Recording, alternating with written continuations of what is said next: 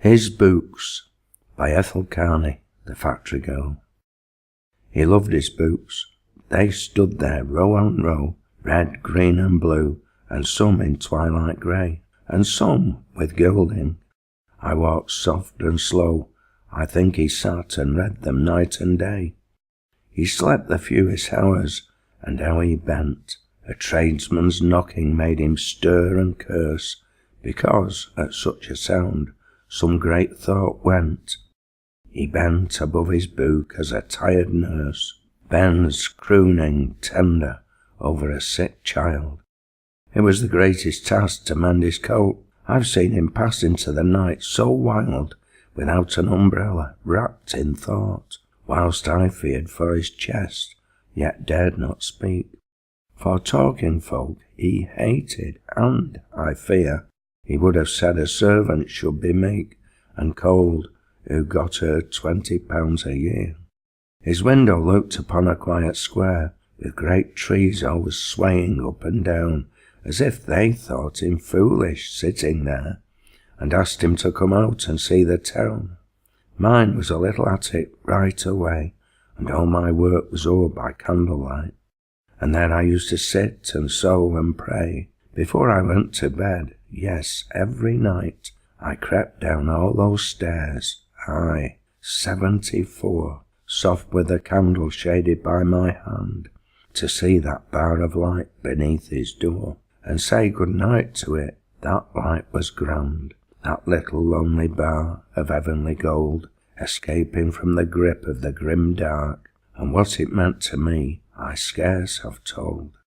'Twas like an angel light that shone to mark division from his work and that of mine. I never saw it, but my eyes held tears, and yet I think my sorrow was divine. I served him well and faithful 20 years, and he never guessed that with his bread I mixed in love and sorrow and my fear that he'd leave off his coat and soon be dead. He never knew how much I loved his sneer, that fine, fine sneer, when visitors would call and try to draw him from his peaceful den, and I went down and lied there in the hall to waste and war and muddle up with men. Once, only once, he seemed to note that I was a fair woman, for he turned his head a moment from his book and looked full sly, and said a day would come when I should wed. But as for him, he hoped it would be late, for I was a good servant, quiet, staid, and understood him and his quiet fate, and of his sombreness was ne'er afraid. One night he came in with some purchased books, and called me from the attic to his room, and fear rushed on my spirit with his looks, a dampness and a terror like the tomb. I called help in, and put him snug to bed, and fought with death for him, but all in vain, for he was dying then, the doctor said, and all that night there fell a sighing rain.